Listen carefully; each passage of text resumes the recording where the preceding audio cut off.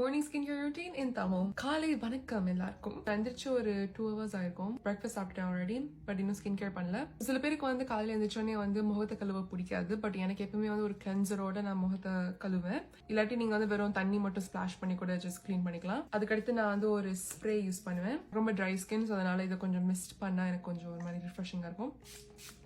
அடுத்து வந்து நான் ஒரு ஹைட்ரேட்டிங் சீரம் யூஸ் பண்ணுவேன். என்னோட சீரம்ல வந்து ஹைலரானிக் ஆசிட்னு இருந்துச்சுன்னா நீங்க அதை வந்து இந்த மாதிரி டேம்பான ஒரு மாதிரி ஈரப்பதம் உள்ள ஸ்கின்ல தான் அப்ளை பண்ணணும். அப்பதான் வந்து இது ஆக்சுவலி உங்களுக்கு ஸ்கின்னுக்கு மாய்ஸ்சர் கொடுக்கும், இல்லாட்டி உங்க ஸ்கின் இன்னும் ட்ரை ஆகும். அதுக்கடுத்து எனக்கு வந்து காலையில எப்பயுமே வைட்டமின் சி சீரம் யூஸ் பண்ண பிடிக்கும். டார்க் ஸ்பாட்ஸ் ஒரு ஹைப்பர் பிக்மெண்டேஷன் இருந்துச்சுன்னா வைட்டமின் சி சீரம் வந்து அதுக்கு ரொம்ப ஹெல்ப்ஃபுல்லா இருக்கும். ரேடியன்ஸ் ஒரு பொலிவு கொடுக்கும். எனக்கு ரீசெண்டா வந்து நல்ல தமிழ் படம் எதுவுமே இன்னும் வரல. எனக்கு தமிழ் படம் பார்க்க ரொம்ப பிடிக்கும்.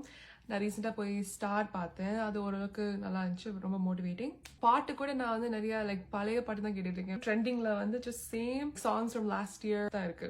அடுத்து வந்து மாய்ஸ்சரைசர். எங்க கனடால வந்து ஸ்ப்ரிங் சீசன், ஸோ என்னோட ட்ரை ஸ்கினுக்கு வந்து நான் ரொம்ப திக்கான மாய்ஸ்சரைசர் யூஸ் பண்ணாம ஒரு லைட் வெயிட் மாதிரி யூஸ் பண்ணுவேன். ஆக்சுவலாக இதை பண்ண மாட்டேன், பட் ஆனால் வந்து டைம் இருக்கனால. என் கண்ணுக்கடி வந்து இப்போ ரீசெண்டா ரொம்ப டார்க்கா இருக்கு, ரொம்ப பஃபியா இருக்கு. டெல்லி மாதிரி இருக்கிற ஐ பேச்சஸ் எடுத்து இந்த மாதிரி ஐ பேச்சஸ் போட்டா எக்ஸ்ட்ரா ஹைட்ரேஷன் அண்ட் அது வந்து உங்களுக்கு காலையில அந்த பஃபினஸை குறைக்கும். அண்ட் வந்து ஸ்ட்ரேஞ்சர் திங்ஸ் பார்த்துருந்தீங்கன்னா அதோட main character 11 milli Bobby brown, இந்த பொண்ணோட பிராண்ட் ஃப்ளோரன்ஸ் பை மில்ஸ். ஒரு 5-10 minutes இந்த மாதிரி கண்ணில் விடுவேன். அதுக்கு நல்ல லிப் பாம். புது வீட்டுக்கு மூவ் ஆகி 1 month ஆயிடுச்சு. அந்த 1 monthல ரொம்ப பிஸியா இருந்தனால நான் ஸ்கின் கேர் பெருசா ஒழுங்கா பண்ணல. Next 1 month proper skin care routine பண்ணணும் தான் என்னோட பெரிய கோல்.